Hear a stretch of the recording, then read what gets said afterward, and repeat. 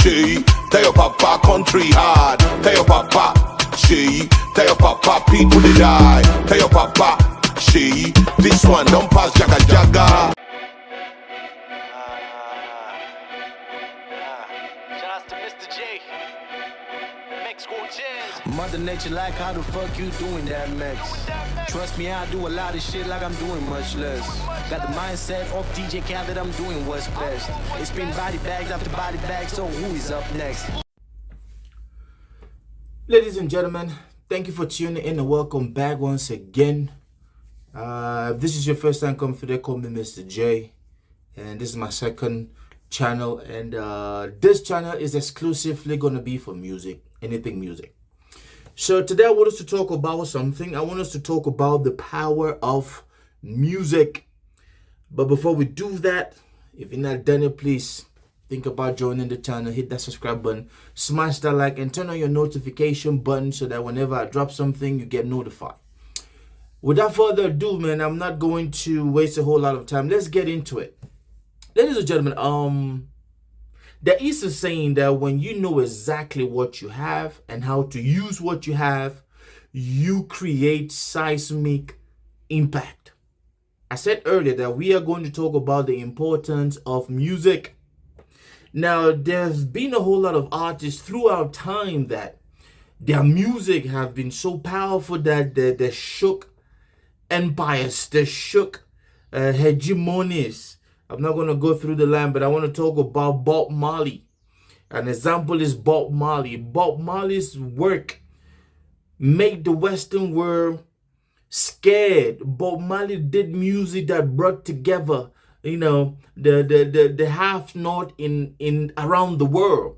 Bob Marley's work exposed a whole lot of discrimination, a whole lot of, you know, hate and racism that exist in the world between the South and the West. Let me say this. Bob Marley is one of those artists, but I wanted to talk today about Africa, man.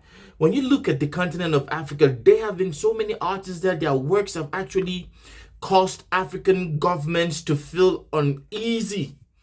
And today I want us to look at a case study or an example which just happened a couple of weeks ago. And I want us to talk about Nigeria's very own artist, Eedris Abdulkareem. He dropped a song which was as a reply to what the president's own son, Mr. Seyi, went online, went on the record and was bragging that his father was the best thing that ever happened to the Nigerian economy or to Nigeria.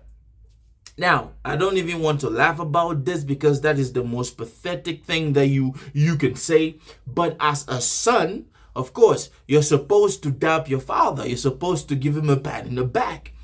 That didn't sit well with a whole lot of Nigerians looking at what is happening in Nigeria today. Nigeria is the biggest and the most powerful country in Africa. And anything that happens in Nigeria is a mirror of what is taking place all over Africa. Yes, I've seen some of my Nigerian brothers and sisters complain about unemployment.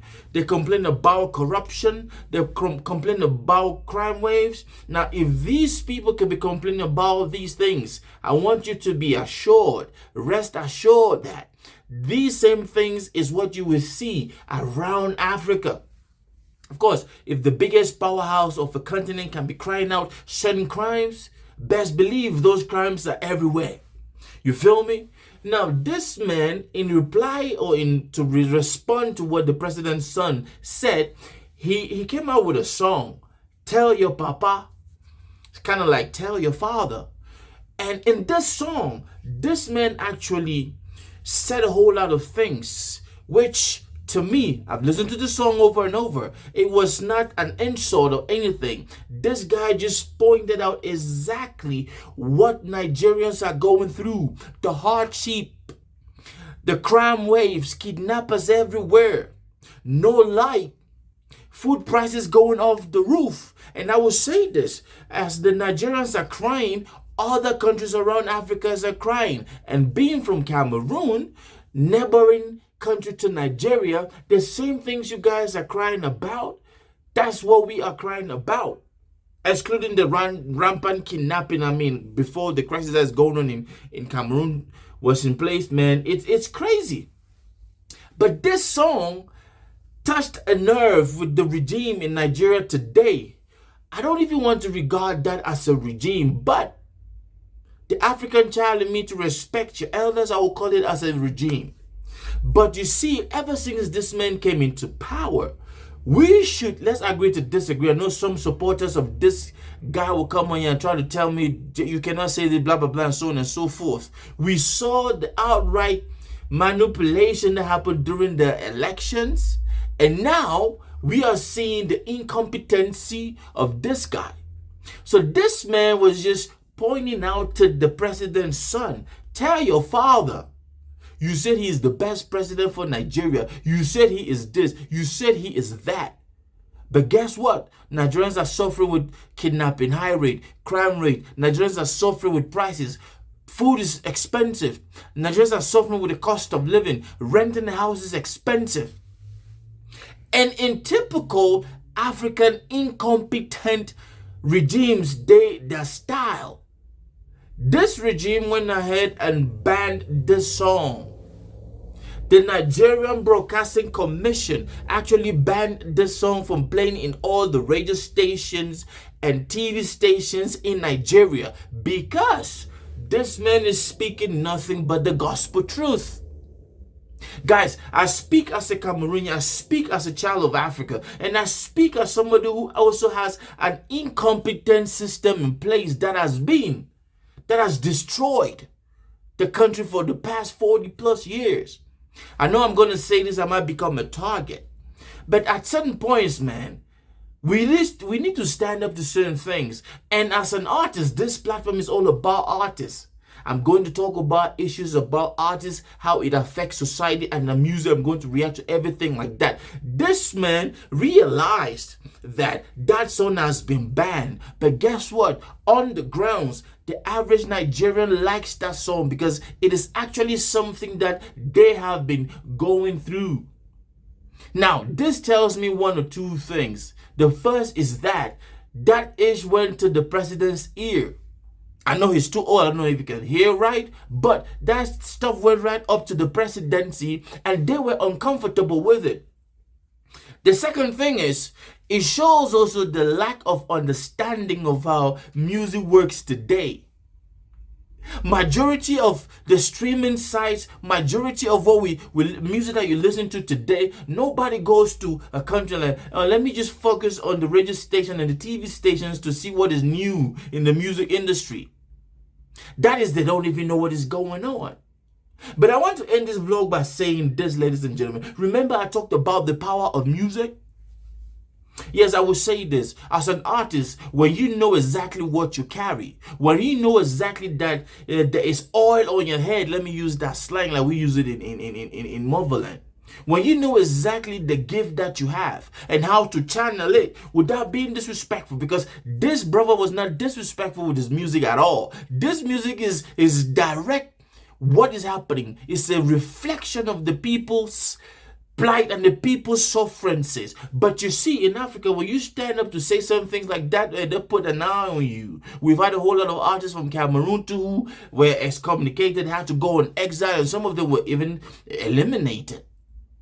I hope they don't eliminate this guy for saying what he's saying. I hope they don't put a target on his back for saying all these things that he's saying.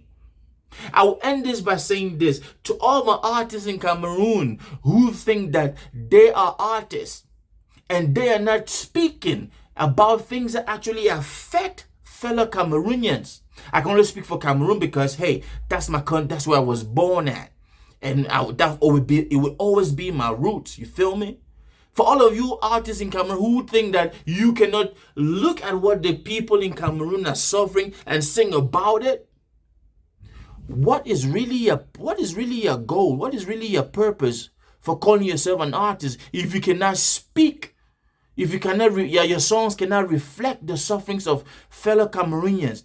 Because we know that there are so many socio-cultural issues going on in Cameroon. But all you guys focus on is talk about unnecessary things. And then you guys wonder why you do not get that recognition global. You don't even go far. Let's come back to this man. I will say this to my Nigerians, man. Bless up to the Nigerian who brought this thing to my attention. But I will say this. An artist will always be an artist. And an artist who knows exactly what he has will always speak about the environment and his community and his country. There's nothing this man can do to stop this song because this song is already going wild. The fact that they banned the song, it just gave the song wings to fly. That is my time. I want you to leave a comment and let me know exactly what you think. Is it appropriate for regimes and administrations around the world to ban artists from doing what they came into that profession to do? Or do you think that this man's song actually spoke truth into what is going on? That's my time. Stay blessed. Do not forget, hit that subscribe button, turn on the notification. We out here. Nigeria, I salute you all and all the artists that have been keeping it real. God bless you, man. We need change. We need change and we're going to get change. If you see me in the streets, better holler at me. Seeking for a beat, throw them dollars at me. I don't like defeat, take that away from me. You tryna be like me, you couldn't handle my story. But we gon' let you know, we gon' let you know. We gon' let you know, we gon' let you know.